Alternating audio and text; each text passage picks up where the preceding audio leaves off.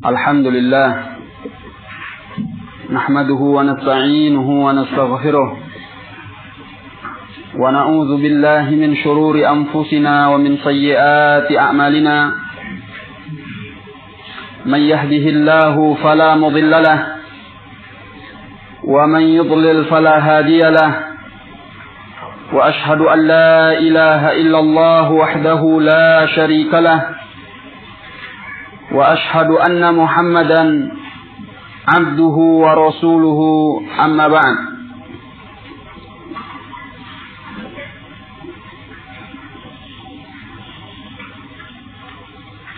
Bismillahirrahmanirrahim. Qala al-Imam al-Bukhari rahimahullah.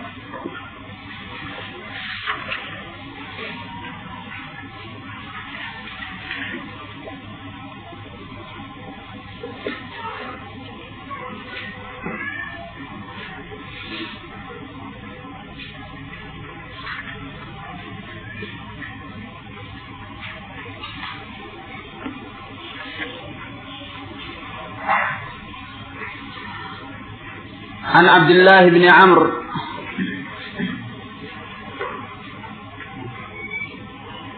qala, dari Abdullah bin Amr, beliau berkata, Ja'a rajulun ila Nabi sallallahu alaihi wasallam, datang seorang kepada Nabi sallallahu alaihi wasallam, yuridul jihad, dia menginginkan al-jihad. Faqala, maka tanya beliau alaihi salatu wassalam, ahayyun walidak, apakah kedua orang tuamu masih hidup? Faqala na'am, maka dia menjawab, ya, yakni masih hidup. Faqala, maka kata beliau, fafihi ma fajahid, maka pada keduanya lah hendaknya engkau berjihad.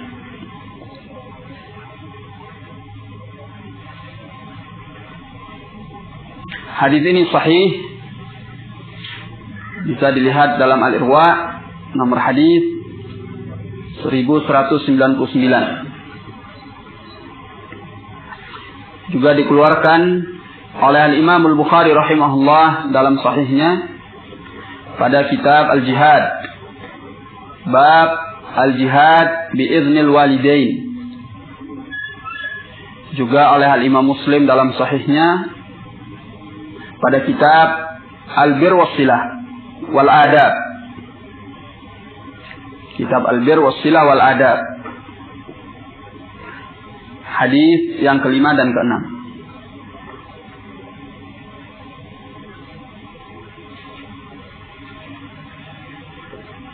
Nah,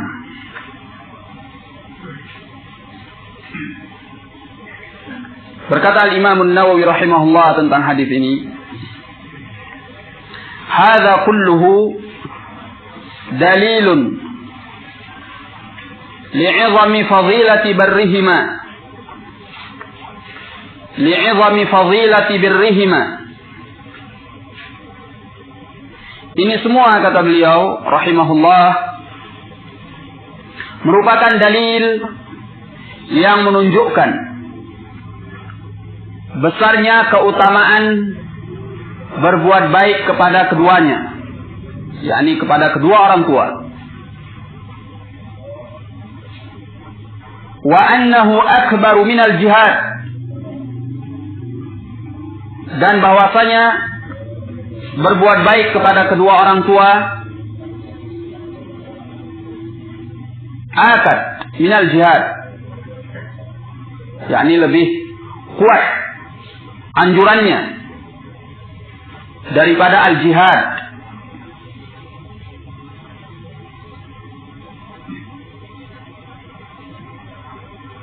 Nah, kemudian kata beliau rahimahullah, wa fihi, dan pada hadis ini menunjukkan hujjah, terdapat hujjah lima qalahu ulama, terhadap apa yang diucapkan oleh al-ulama, annahu la yajuzul jihad illa biiznihima, bahwasanya tidak boleh melaksanakan al-jihad kecuali dengan izin keduanya. Idza kana muslimain, selama keduanya adalah muslim. Naam. Tidak boleh seorang menunaikan amalan jihad kecuali dengan izin kedua orang tua, dengan syarat bahwa kedua orang tua tersebut adalah muslim. Nah,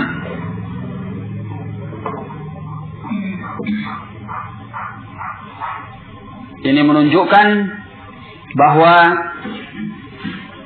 birrul walidain akad minal jihad. Berbuat baik kepada kedua orang tua lebih kuat anjurannya daripada al-jihad. Makanya jumhur ahli ilm, mayoritas para ulama, sebagaimana yang disebutkan pula oleh Al-Hafidz Ibnu Hajar rahimahullah, melarang seorang melakukan al-jihad atau mengharamkan al-jihad bagi seorang apabila kedua orang tuanya tidak mengizinkan atau salah satu dari keduanya. Namun ini seperti penjelasan sebelumnya dengan syarat bahwa keduanya adalah muslim. Nah,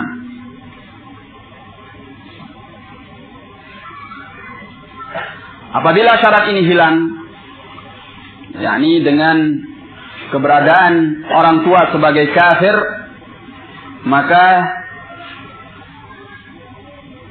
apabila orang tua tersebut tidak mengizinkan, yang demikian itu tidak teranggap karena dia kafir.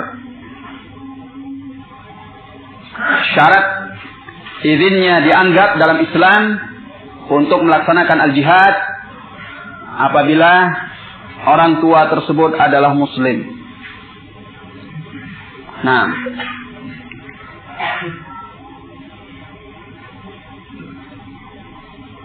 ini tentunya yang dimaksud adalah jihad at-talab, jihad yang memang untuk menyerang wilayah musuh, wilayah orang-orang kafir. Nah, ini membutuhkan izin al-walidain.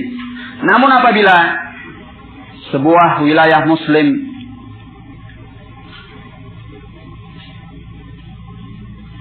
dikagetkan secara tiba-tiba oleh serangan musuh dari kalangan orang-orang kafir yang ingin merampas daerah dan wilayah mereka, maka pada waktu itu juga siapapun orangnya dari kalangan muslimin punya kewajiban untuk membela agama dan tempat tinggalnya, mengusir orang-orang kafir, tidak laki, tidak wanita, besar kecil, tua muda. Naam, siapapun yang ada dari kalangan muslimin, maka berhak dia untuk melaksanakan jihad dafa, istilahnya, jihad untuk menolak serangan musuh. Yang seperti ini adalah kewajiban seluruhnya tanpa terkecuali.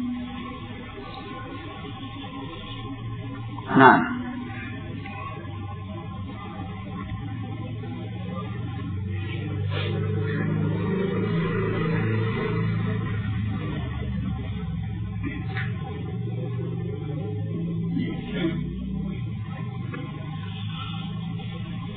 dalam hadis ini, yaitu hadis Abdullah bin Amr radhiyallahu anhu, terdapat fawaid, pelajaran-pelajaran yang bisa kita ambil. Di antara pelajaran yang bisa kita ambil dari hadis Abdullah bin Amr,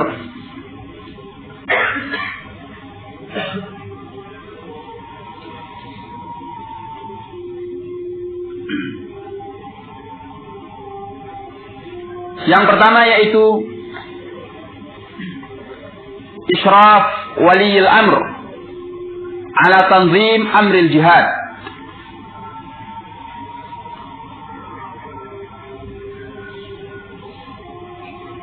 Penanganan penguasa muslimin, waliul amr, untuk mengatur urusan-urusan jihad.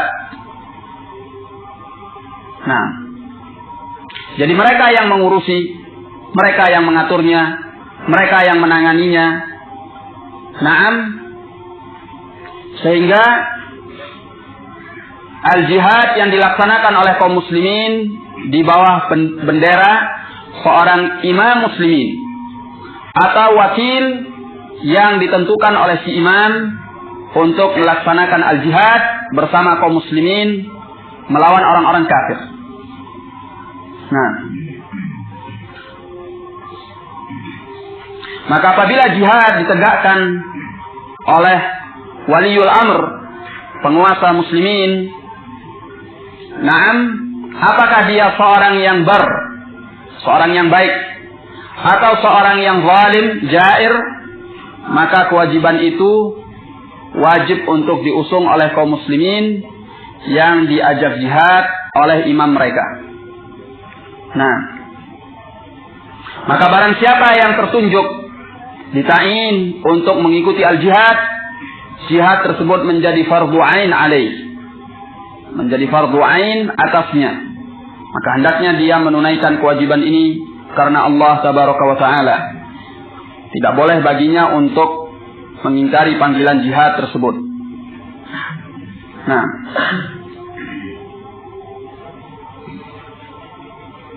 maka jihad yang dilaksanakan oleh kaum muslimin adalah dengan pimpinan waliul amr, dengan seorang imam, bukan dengan pimpinan jamaah atau yang selain mereka. Sebab yang demikian itu tidak disyariatkan. Nah, kemudian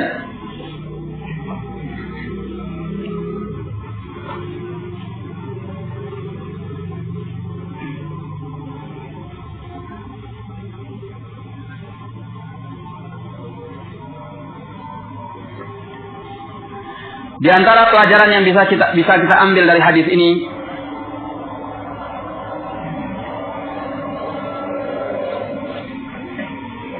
bahwa pimpinan muslimin, waliul amr, hendaknya bersikap melakukan tafakkur li ahwalil muslimin, yakni hendaknya dia memeriksa keadaan kaum muslimin sehingga dia mengerti, tahu, paham bagaimana keadaan rakyatnya. Nah, siapa yang pantas untuk berjihad apabila memang kondisi menuntut untuk dilaksanakan al-jihad. Naam, dan siapa pula yang tidak berhak untuk mengikuti al-jihad. Apabila seorang waliul amr la yatafaqqad, yakni tidak memeriksa keadaan ar-ra'iyah, keadaan an-nas, maka tentu dia tidak akan tahu siapa yang berhak untuk berjihad dan siapa yang tidak berhak untuk berjihad, siapa yang berhak dan siapa yang tidak berhak. Nah, maka di sini Rasulullah sallallahu alaihi wasallam menunjukkan bahwa beliau memeriksa keadaan kaum muslimin. Beliau mengerti, paham, tahu tentang keadaan para sahabatnya. Maka ketika seorang datang kepada beliau, naam, dan meminta untuk jihad, beliau bertanya, ahayyun walidak, apakah kedua orang tuamu masih hidup? Dia berkata, na'am. Kalau begitu, kata beliau, fasihima fajahid, maka berjihadlah pada kedua orang tuamu. Nah, maka dengan adanya perhatian dari penguasa muslimin, waliul amr, terhadap rakyatnya, akan terjadi keterkaitan antara dua belah pihak. Akan terjadi at-tafahum dan at-ta'awun antara dua belah pihak, antara al-wali dengan ar-ra'iyah. Dan ini tentu kemanfaatannya besar bagi sebuah masyarakat muslimin, baik dari pihak al-hakim maupun dari pihak al-mahkum. Nah, karena antara satu dengan yang lain tidak bisa saling memisahkan. Kemudian pelajaran lain yang bisa kita ambil dari hadis ini,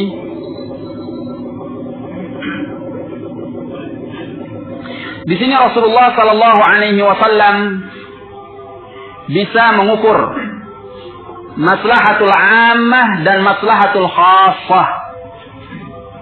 Maslahat yang bersifat umum bagi kaum muslimin, demikian pula maslahat yang bersifat khusus bagi personil-personil di antara mereka.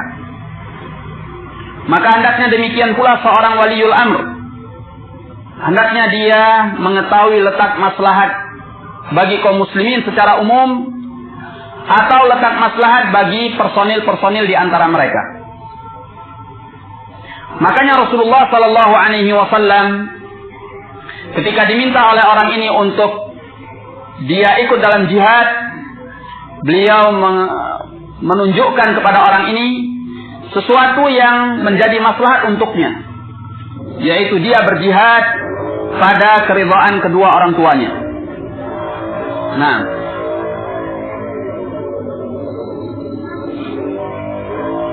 maka ditegakkan seorang waliul amr mengurusi permasalahan-permasalahan kaum muslimin adalah demi kemaslahatan kaum muslimin secara ammah ataupun secara khassah.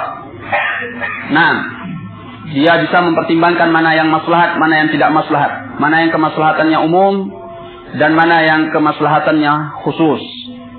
Nah, dan dia mengukur letak kemaslahatan itu.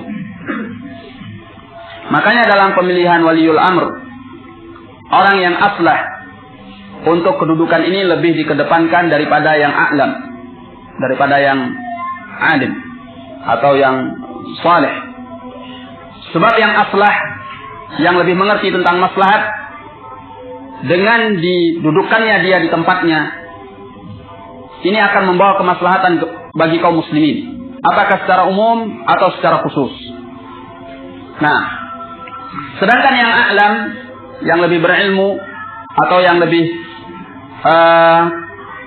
aslah atau yang lebih saleh dari sisi agama, namun dia tidak aslah untuk menduduki tempat sebagai waliul amr, ini kebaikannya walaupun dia alim, walaupun dia orang yang baik, tetapi kebaikannya hanya qasirun li nafsihi, hanya terbatas pada dirinya sendiri, tidak sampai kepada kaum muslimin. Nah, beda dengan yang dia itu a'raf bi masalihil muslimin, lebih tahu tentang kemaslahatan muslimin, maka kebaikannya untuk kaum muslimin, na'am secara umum atau secara khusus, sesuai dengan maslahat yang diukurnya. Nah, maka ini anfa wa aslah wa aula di dalam pemilihan waliul amr. Nah,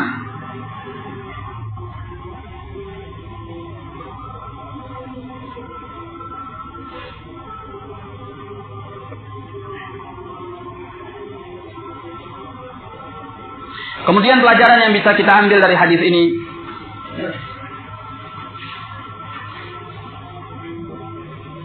itu apa sih? Suara apa itu? Selawatan.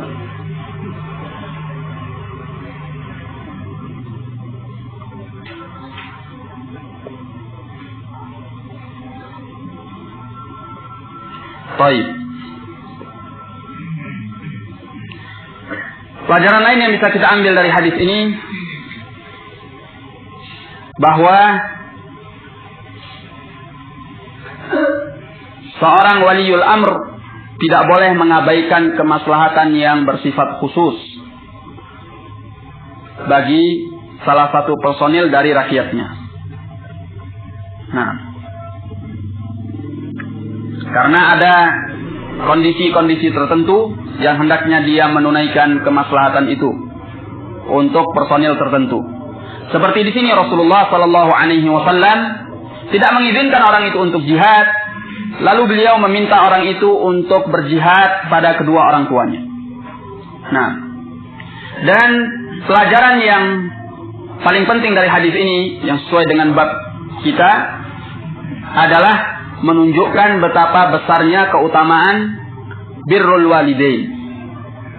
Berbuat baik kepada kedua orang tua sampai mengalahkan keutamaan untuk al-jihad. Nah, keutamaan untuk al-jihad. Dan birrul walidain, berbuat baik kepada kedua orang tua, dinamai oleh Rasulullah sallallahu alaihi wasallam sebagai jihad. Kata beliau, "Fatihima fajahid." Maka pada keduanya hendaklah engkau berjihad. Berarti birrul walidain dinamai pula oleh beliau alaihi salatu wassalam dengan nama al-jihad. Nah, itu termasuk jihad. Apa maksudnya? Dan pada keduanya hendaklah engkau berjihad. Apa dia mengambil pedang kemudian memerangi kedua orang tuanya? Apa maksudnya ya Aba Abdul Aziz? Maka pada keduanya hendaklah engkau berjihad. Atau dia mencari musuh keduanya kemudian dia perangi. Atau apa maksudnya? Maksudnya dia berusaha keras untuk berbuat baik kepada kedua orang. Nah, yaitu maksudnya berjihad melawan hawa nafsu untuk mencari ridha keduanya. Nah, mencari ridha keduanya, kedua orang tua. Baik.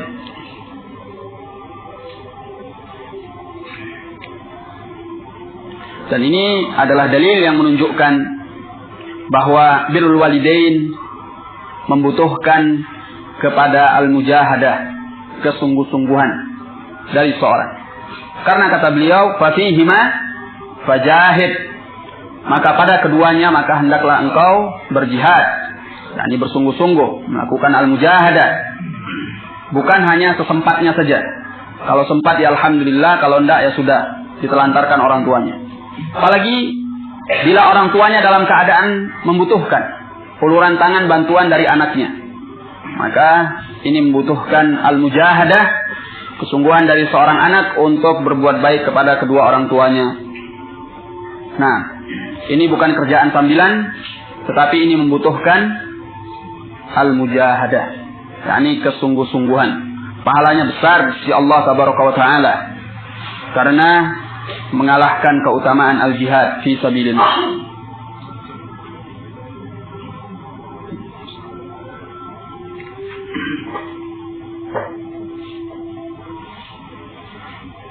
Baik.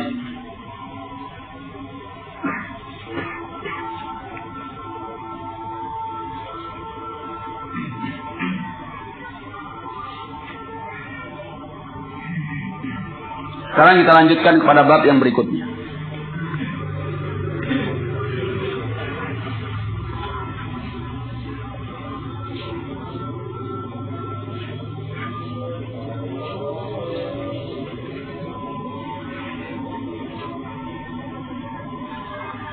Bab at-tasi', bab yang ke-9.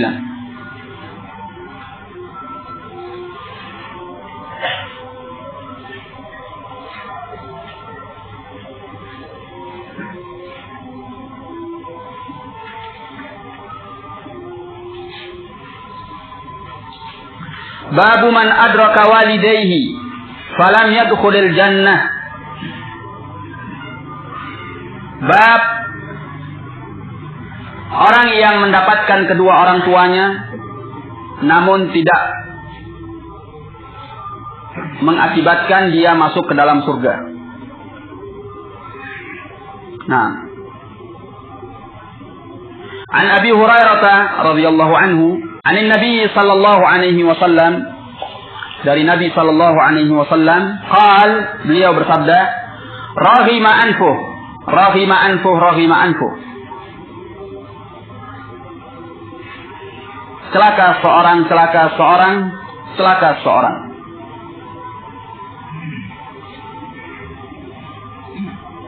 Qalu ya Rasulullah. Mereka bertanya, wahai Rasulullah, man? Siapa yang kau maksud? Qala, kata beliau, man adraka walidayhi indahul kibaru au ahadahuma fadakhala an-nar, yaitu orang yang mendapatkan kedua orang tuanya yang berada di sisinya dalam keadaan sudah tua, au ahadahuma, atau salah satu dari kedua orang tuanya, fadakhala an-nar, lalu dia masuk ke dalam api neraka. Orang yang demikian ini celaka. Hadis ini sahih. Naam, juga dikeluarkan oleh Imam Muslim pada kitab Al-Bir was-Silah wal Adab. Hadis 9 dan 10. Naam.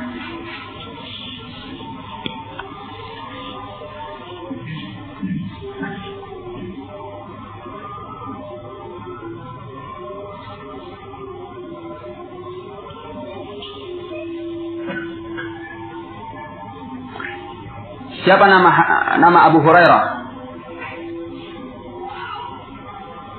Abu Ali. Siapa nama Abu Hurairah? Hah?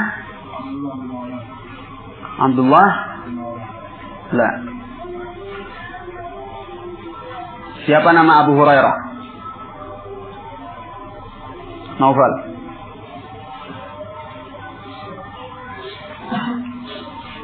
Ternyata masih ada yang tidak tahu.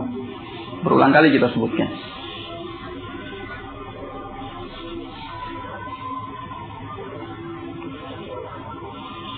Abdullah. Siapa nama Abu Hurairah? Tidak.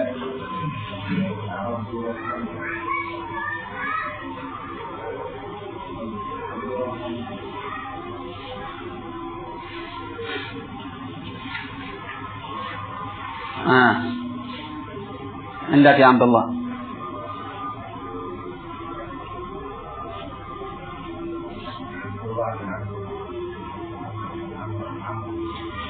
Hendak ya Abdullah. Abdurrahman bin Sakhr atau Abdullah bin Sakhr. Nah.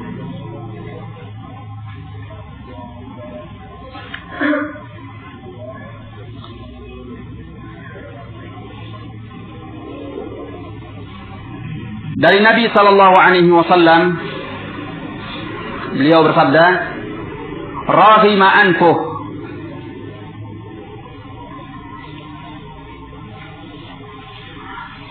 Kita lihat apa komentar Syekh Al-Albani rahimahullah. Rahima, kata beliau, maksudnya ulsiqa birragham. Dia ditempelkan dengan ar-ragham. Ar-ragham yaitu at-turab, tanah. Nah, wal makna zalla wa khazya, yakni rendah dan hina.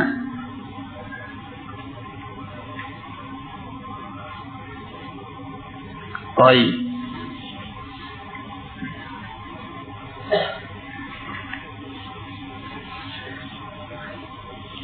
Jadi raghima asal katanya yakni ulsiqa birragham, ditempelkan dengan tanah. Ar-ragham at-turab.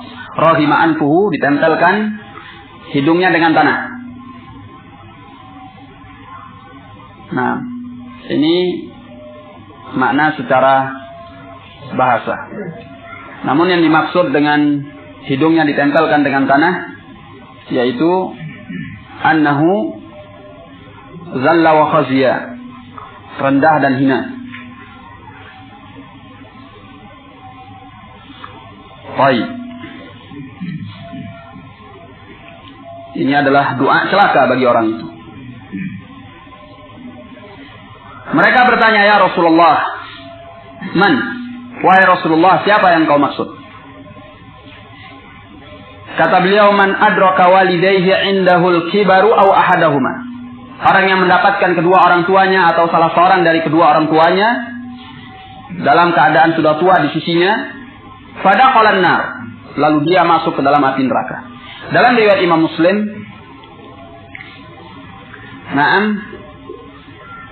man adraka walidayhi.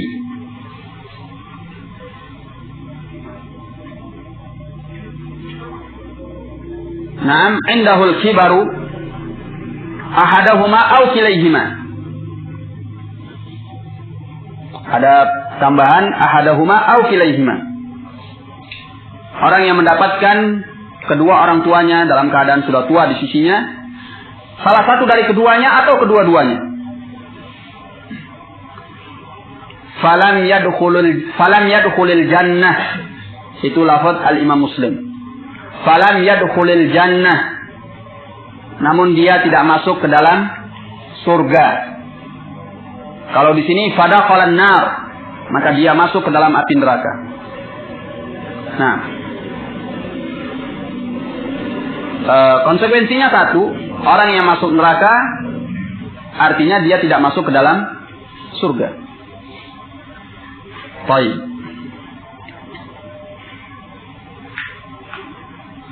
Hadis ini juga masih menunjukkan betapa pentingnya untuk birrul walidain, berbuat baik kepada kedua orang tua atau salah satu dari kedua orang tua apabila yang lainnya telah meninggal.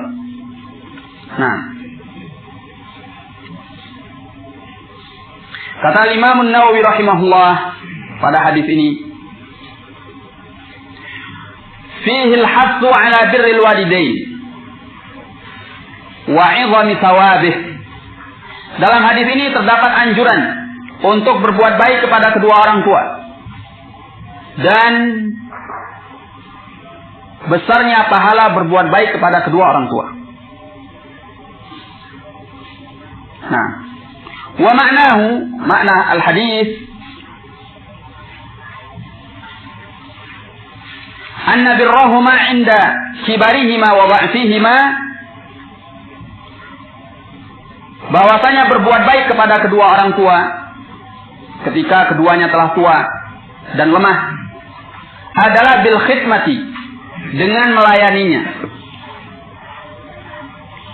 Jadi berbuat baik kepada keduanya ketika keduanya telah tua dan lemah adalah dengan melayani. Awin nafaqah, atau dengan memberi nafkah. Aw ghairi dzalik, atau dengan yang selain itu.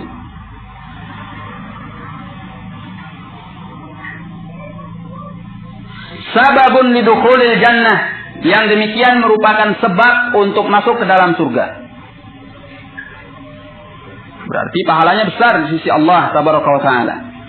Berbuat baik kepada kedua orang tua tatkala mereka telah tua dan lemah, naam, bisa menjadi sebab masuk ke dalam surga. Seperti dalam hadis ini. Nah, faman qassara fi dzalika, barang siapa yang tidak memenuhi hak keduanya dalam hal itu, yakni kurang dalam birrul walidain ketika keduanya telah tua dan lemah, fatahu dukhulul jannah, akan luput darinya masuk ke dalam surga. Wa arghamallahu anfah, dan Allah akan menempelkan hidungnya dengan tanah, yakni merendahkan dan menghinakan dia. Dalam riwayat Al-Imam Al-Bukhari dalam Al-Adabul Mufrad ini, dakhalan nar, dia akan masuk ke dalam api neraka. Nah, sebagaimana yang telah kita sebutkan bahwa saat-saat yang sangat dibutuhkan dari seorang anak untuk berbuat baik kepada kedua orang tuanya atau salah satu dari keduanya adalah ketika mereka dalam keadaan al-kibar, yakni dalam keadaan tua renta. Naam, dalam keadaan mereka lemah, sementara mereka membutuhkan bantuan. Inilah saat-saat yang sangat dibutuhkan seorang anak untuk berbuat baik kepada kedua orang tuanya. Nah, yang dimaksud dengan pernyataan beliau, naam, indahul kibaru, yakni keduanya telah tua di sisinya, yaitu yudrikuhuma, dia mendapatkan keduanya, wal halu annahuma ajizan wa dha'fu mutamakkinun fihima. Nah, Yang dimaksud dengan keduanya telah tua, yaitu dia mendapatkan keduanya dalam kondisi keduanya ajizan, keduanya lemah,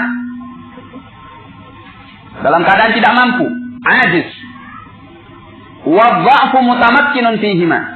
Sedangkan kelemahan itu mendominasi pada tubuh keduanya. Nah, bercokol pada keduanya. Jadi dalam keadaan mereka tidak mampu dan lemah, nah untuk menunaikan kebutuhan mereka, itulah saatnya kita untuk birrul walidain, dan sangat dianjurkan.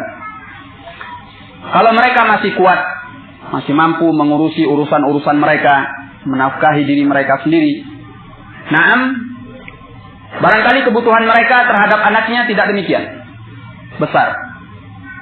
Walaupun tetap si anak birrul walidain dengan apa yang dia mampu. Naam, tapi beda halnya ketika kedua orang tua itu telah tua dan tidak lagi mampu mengurusi urusan-urusannya. Apalagi kalau tidak mampu untuk menafkahi dirinya. Maka di saat itulah si anak harus melakukan birrul walidain kepada kedua orang tuanya, memberi nafkah dan melayani keduanya. Nah, memberi nafkah dan melayani keduanya. Ini pahalanya besar, akan memasukkan dia ke dalam surga. Tetapi, kalau dia menyia-nyiakan kedua orang tua ini dalam keadaan dia tua renta, dalam keadaan sedang membutuhkan uluran tangan bantuan dari si anak, maka penyia-nyiaan anak ini akan menyebabkan dukulun nar, masuk ke dalam api neraka. Nah, jadi pahalanya besar, dosanya juga besar. Pahalanya besar bagi yang menunaikan dan dosanya besar bagi yang melalaikan. Maka celaka orang yang mendapatkan kedua orang tuanya atau salah satu dari keduanya dalam keadaan sudah tua, namun dia tidak masuk ke dalam surga atau masuk ke dalam api neraka. Nah,